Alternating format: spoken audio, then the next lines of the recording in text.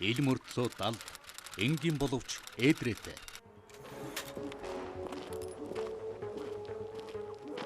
Танд асуудал байвал манай нэвтрүүлэгт хандаарай. Бид таны дуу хоолой байх болно.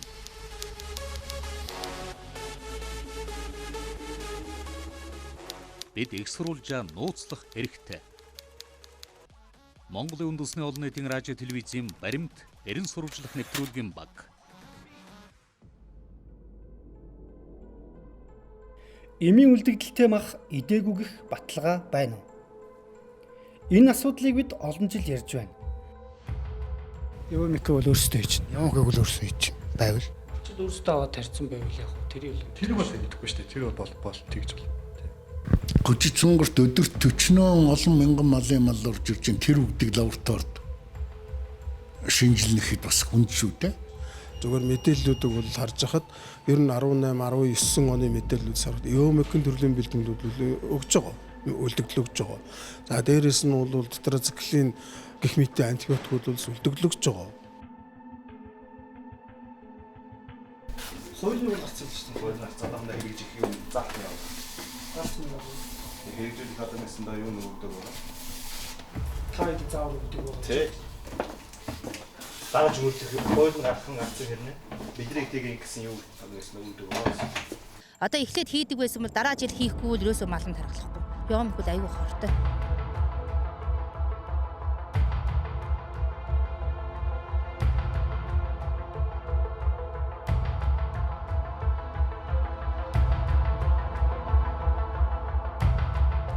Эмийн үлдэгдэлтэй мах идээгүй гэх баталгаа байна уу?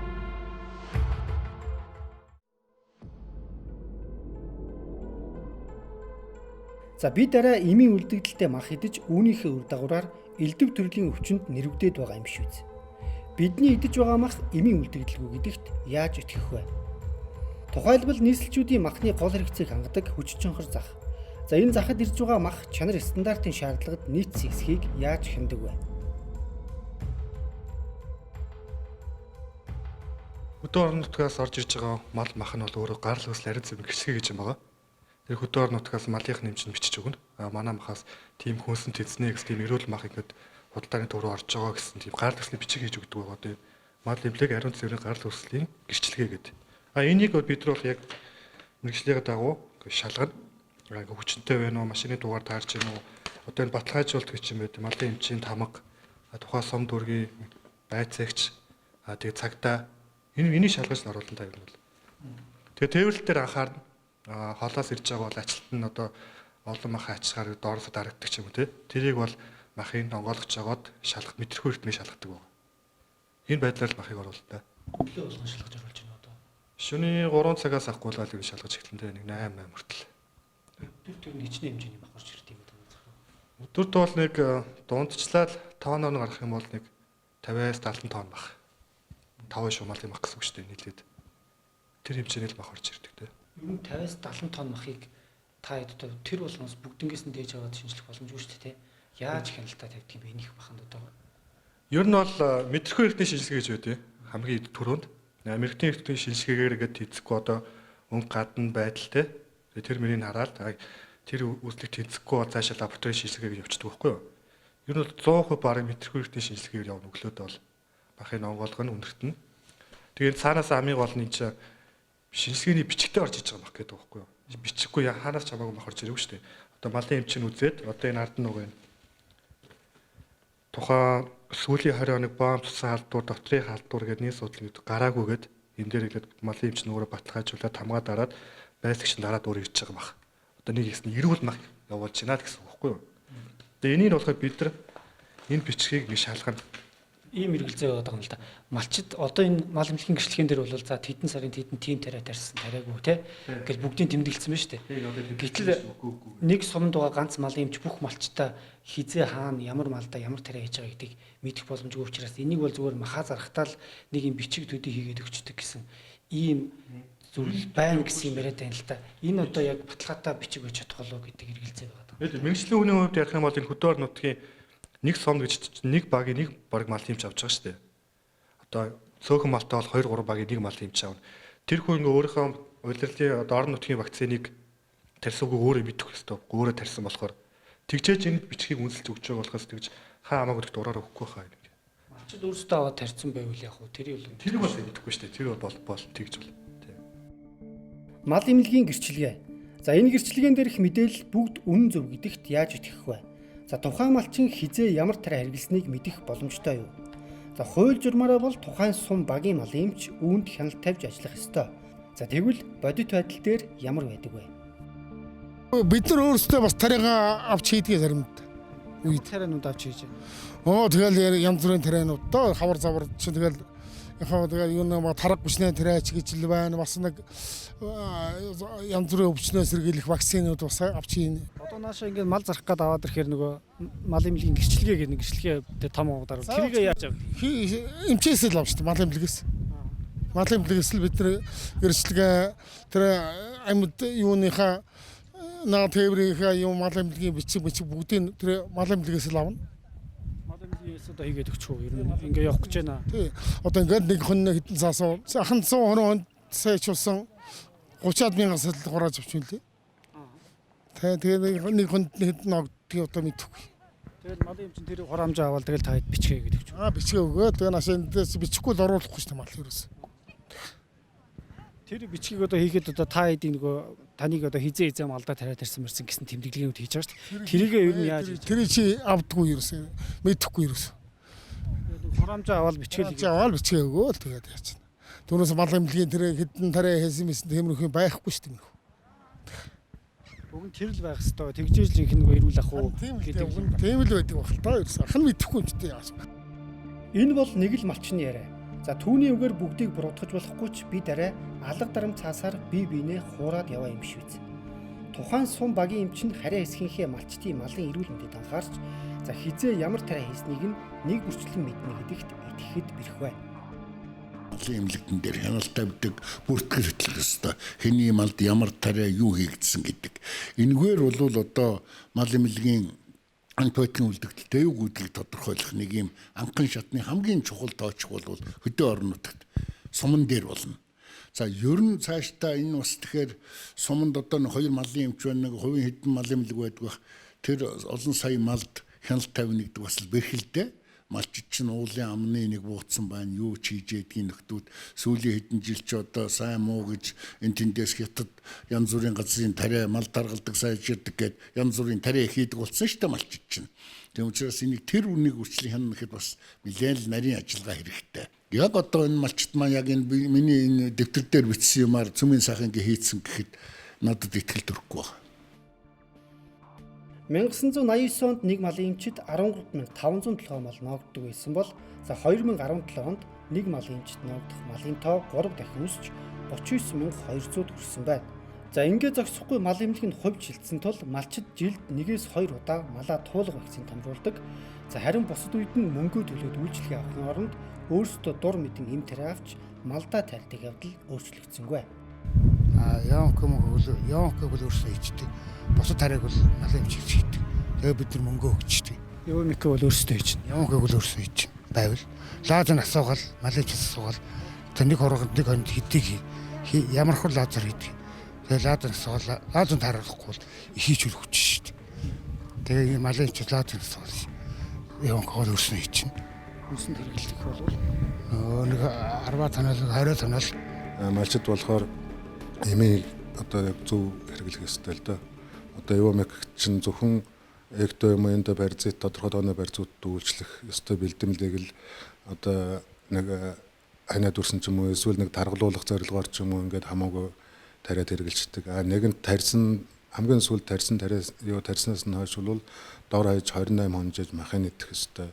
Тэгтэл тэр энэс өмнө ядалчгаал магадгүй нөгөө тариагаа тарьчгаал маргааш нь ядлал идэх эсвэл зах тариа очиж зарах ийм асуудлууд их өргөн байгаад байгаа шиг байна.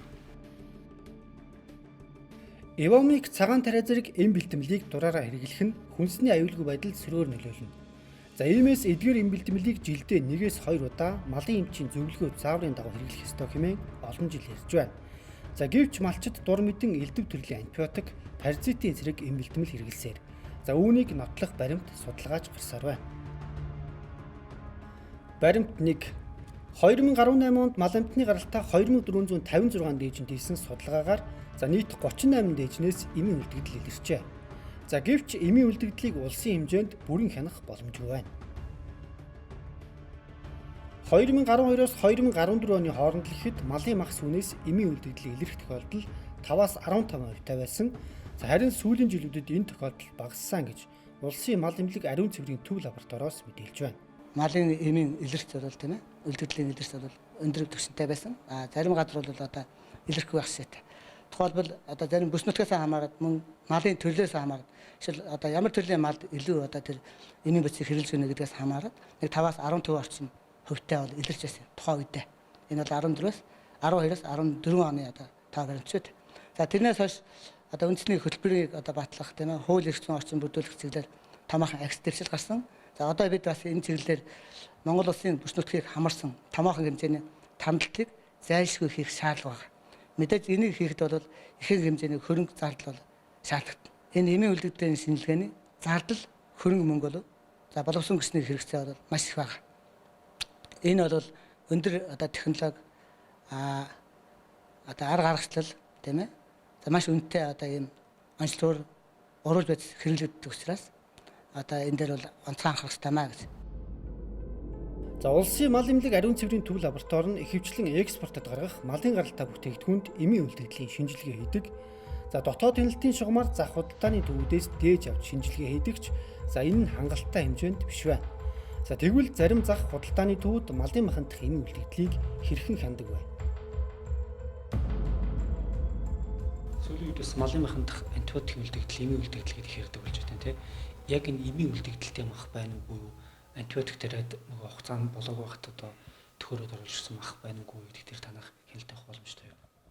За манай худалдааны төвийн лаборатори нь болохоор өөрөө лаборатори гэдэг чинь өөрөө заавал итгэмжлэгийн хүрээнд тодорхой шинжилгээ хийдэг. Манайх нийт судалтын шинжилгээ, химийн шинжилгээ хийдэг байгаа. Одоо тэгж антибиотикийн үлдэгдэл шалгах тийм шинжилгээний тийм зөвшөөрөл аваагүй. Одоо юу техник тоног төхөөрөмж байхгүй гэсэн. Одоо итгэвчлэгээ хүрээ ихээр одоо нэг судал дээр тийм одоо бактери үлдэгдэл ч юм уу тэрийг хийнэ гэсэн бол тэрийг л хийнэ. Илүү юм хийхгүй гэсэн. Яг итгэвчлэгээ хүрээнд л яг хийх ёстой шинжилгээнүүдээ хийгээл явж байгаа. Тэгээд антибиотикийн үлдэгдлийн шинжилгээ одоо хийх боломжгүй л байгаа. Энэ бол хийх гэсэн чинь лабораторийн тоног төхөөрөмж гэдэг нь одоо байхгүй гэсэн. Тэг явандаа ер нь болчих واخа. Тэ. Танах бас төвөр мах авч төв лаборатори руу шинжилүүлдэг гэдгийгсэн тийм антибиотик үлдэгдлийг. Энэ яг ямар давтамжтай хэдийн хугацаанд хийгддэг юм? За энэ улиралтай 1-2 удаа тэгж өгдөг байгаа антибиотик үлдэх шалгуулна нэгээд манайхаас олж хийж байгаа хөвчлэн 103 аймаг тэгэл ойрхон төв аймаг юу чинь болгон гэдэг юм аашаа төвөрлээд дээж аваад нийслэлийн төвд машинэлтийн төв лаборатори мал эмнэлгийг хүрээлэн литр төрөнд дээж өгч манайх антибиотик үлдэхтэй мах орж ирж чинь үгүй юу гэдгийг шинжилдэг байгаа. Өдөр 50-аас 70 тонн мах орж ирж байгаа тохиолдолд бол энэ бол тэг шангалтай зүйлд биш тийм ээ. Биш. Тийм. Та тэгэхээр өөрсдөө л гол нь антибиотик үлдэгдэл шалгадаг л болохгүй бол яг хүчиж байгаа худалдааны төв рүү антибиотик үлдэгдэлтэй мах орж ирж гэнэ үгүй гэдгийг л мэдэх ямарч болцоог л байгаа юм шүү дээ. Тэрийг одоо 19 онд одоо 20 онд дахиж итгэмжлэл авах юм манайх. Тэргүүрэл тусгаж өгөж бодож байгаа. Яг манайх ингэж антибиотик үлдэгдэл ингэж шалгадаг болмоор байна. Ийм тоног төхөөрөмжийг ингэж хангаж өгнөч гэдэг юм уу те. Тэргүүрээс болж байгаа. За нэг талаас бидний өдөр тутам хэрэглэдэг малын мах сүнд эмийн үлдэгдлийн аюул эрсдэл байна гэдгийг их сурвалжууд хэллээ. За гэтэл нөгөө талаас малын эмчнэр маханд нарийн шинжилгээ хийж сорилт тавихын оронд гадна талаас нь барьж үзэх, харах, үнэрлэх зэргээр мэдрэхүүн эрхтний үзлэг хийхээс өөр аргагүй байна. Дэчэнжүүд авчирж байгаа, малчид авчирж байгаа өдөрнөөс бөөнзөөнөр нь тэр зөвхөн антибиотикийн үлдэгдэл биш юм. Энд бол маш их олон юм ярил. Үйлдвэр дээр надлахгүй хад энэ малыг ч одоо хонхор жалган даваач надлаад гидс толгой арсын цөмийг хайж штэ хэдэн. Тэгэл махыг аваад авч байна. Энэ одоо юутай, яасан мал уу ерөөсөө мэддэгдэх юм байхгүй. Тэгэл энэ хүч чонгор дээр худалдаа хийгээл би ч гэсэн бас л эндээс худалдаа хийдэг л да. За бичиг нь хааваа, тарай мараа нэхэр ёор мэдж байгаа хүн баг байхгүй шүү дээ худалдаг ч бодож. Бичиг нь өгсөн манай энэ үүдэн шалгаа оруулцдаг ч гэдэг юм уу нэг тиймэрхүү юм хэлээ л. Ингээл байж байна. Тэгэхээр энэ дээр бол ерөөсөө тэнд бол тийм эрүүл аюулгүй хүн сэтж байгаа итгэл найдвар бол тун баг. Тэр ч уг нэг лаборатори байгаад байдаг шүү дээ тийм.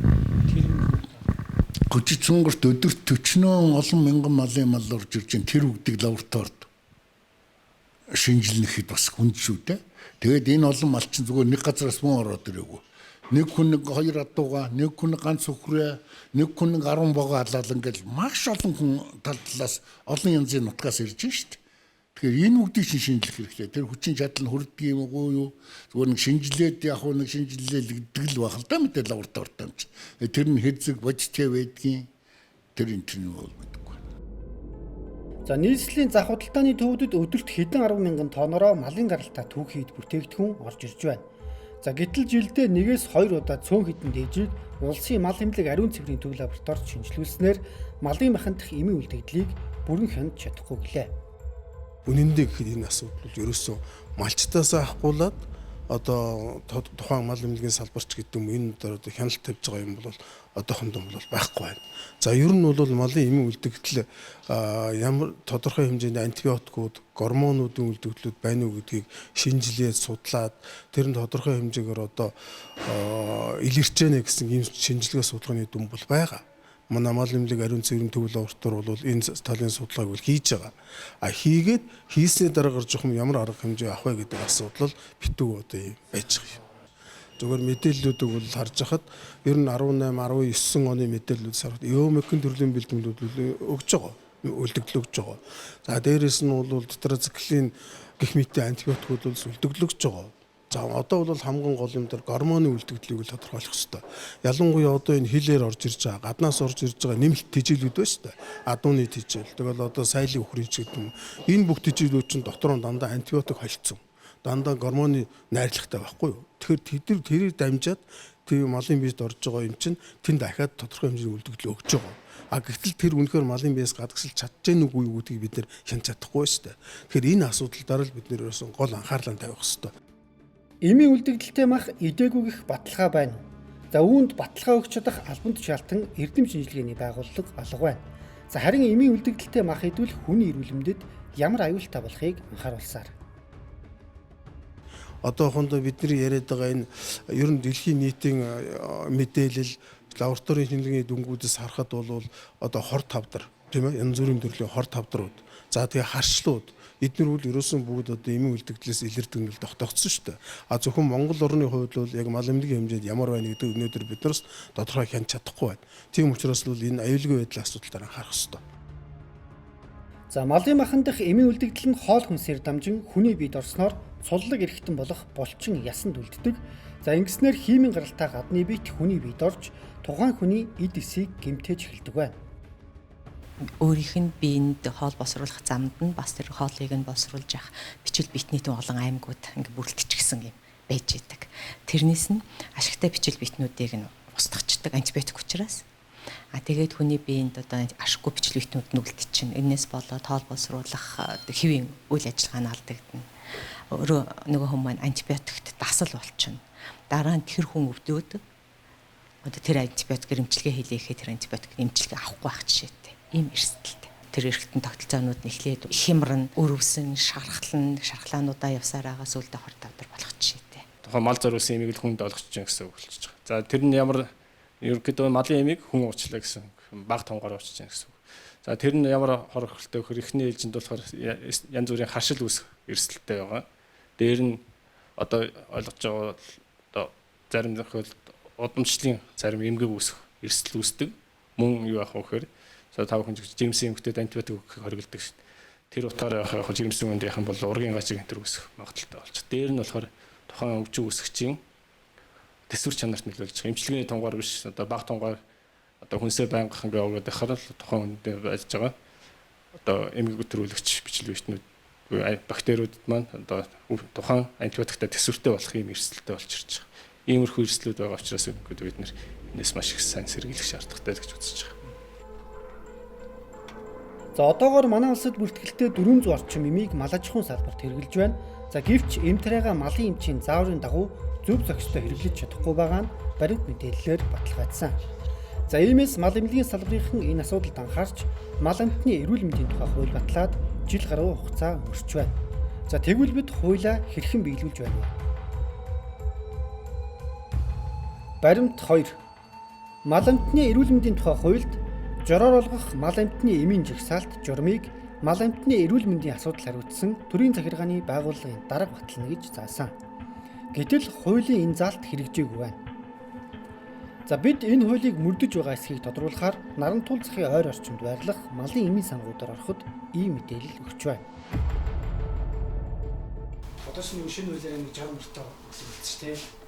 Одоохондоо яагаад зохидог байх шүү дээ. Тэр хэрэгжээг байгаа гэсэн. Хэрэгжээг байх гэсэн. Хизээс хэрэгжих юм бэ? Тэрний сайд. Энэ 20 оноос л хэрэгжих гэсэн. Хууль нь гарсан шүү дээ. Хууль нь одоохондоо хэрэгжих юм заах юм. Заах юм байна.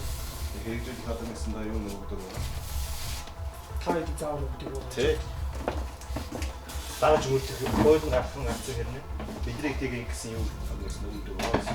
Ерөнхийдөө жороор яг малын юмшин жор бичихгүй юм чи малчид яаж жороо болж хөдөөний малын юмч очиод малчны төчөд үүслэг хий жор бичих гэдэг юу ч одоо би одоо очиод дуудлага хөөс аавна тэгээд мэдээж нөгөө юм тарих хөөсийг аав шүү дээ малчид хийж төлж чадахгүй байхгүй тэр нь чи тийм учраас малчид дуудлага өгч чаддаггүй байх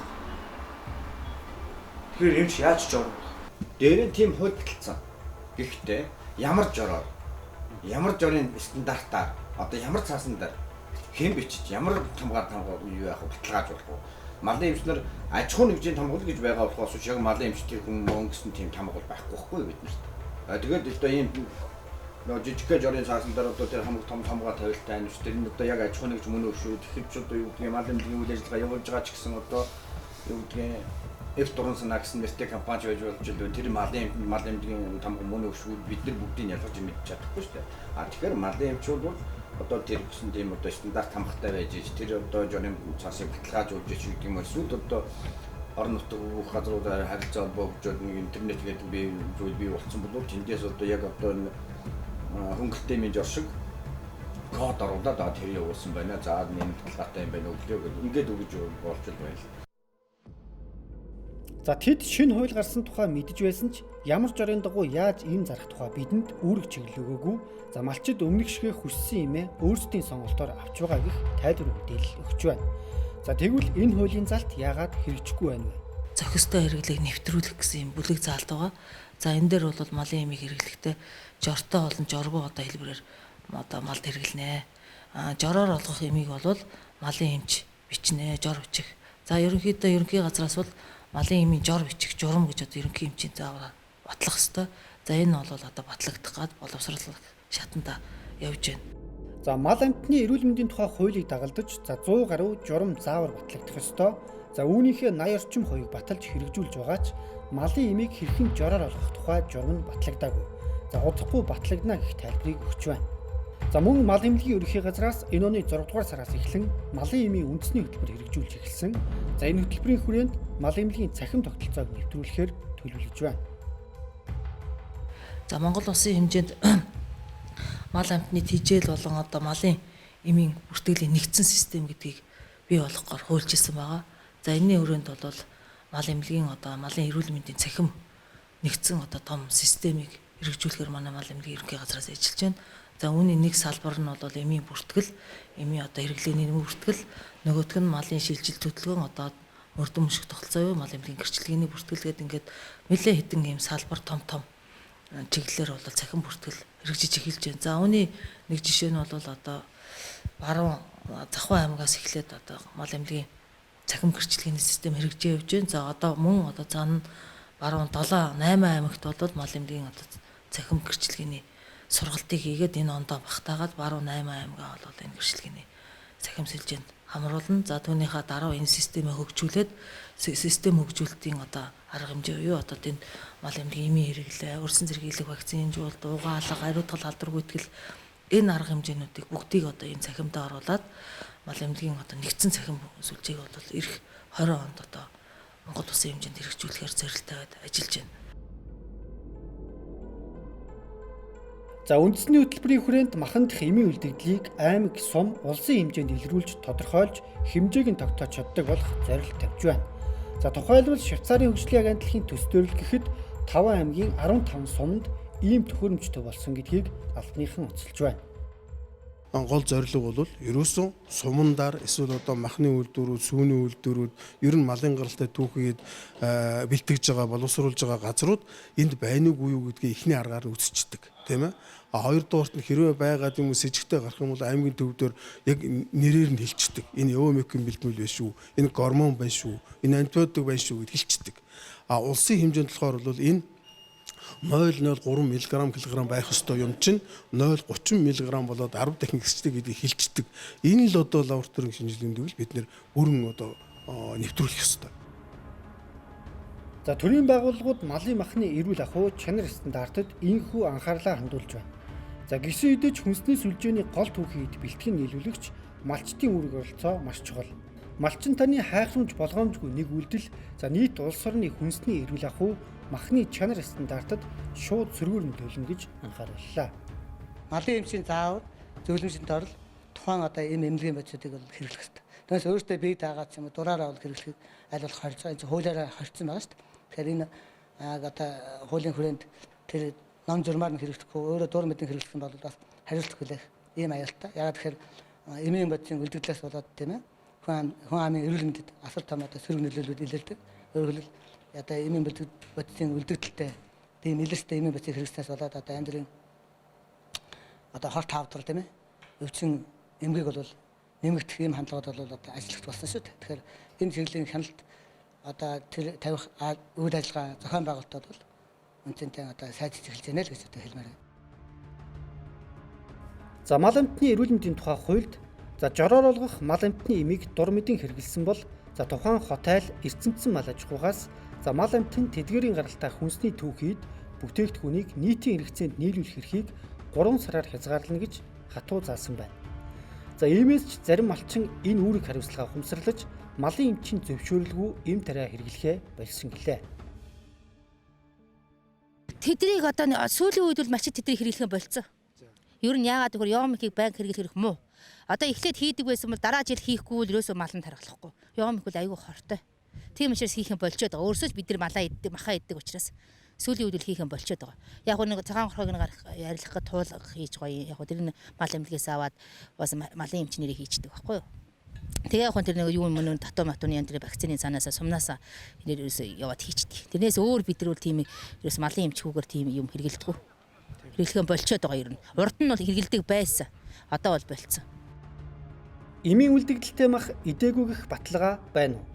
За энэ асуултын хариуг малчин таал өгч идэнэ. Малчин таны үүрэг хариуцлагатай үйлдэл хүнсний эрүүл ахуйн шаардлагад нийцсэн Монгол малын махыг тэр хിവэр нь хадгалж үлдэх үндэс болно гэдгийг эрдэмтэн судлаачид сануулж байна.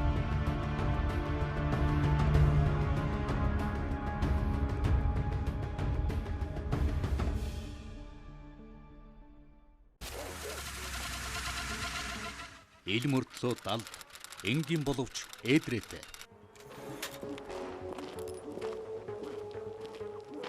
Танд асуудал байвал манай нэвтрүүлэгт хандаарай.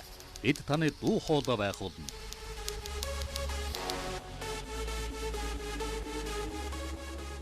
Бид их сурвалжаа нууцлах хэрэгтэй. Монголын үндэсний олон нийтийн радио телевизийн баримт эрен сурвалжлах нэвтрүүлгийн баг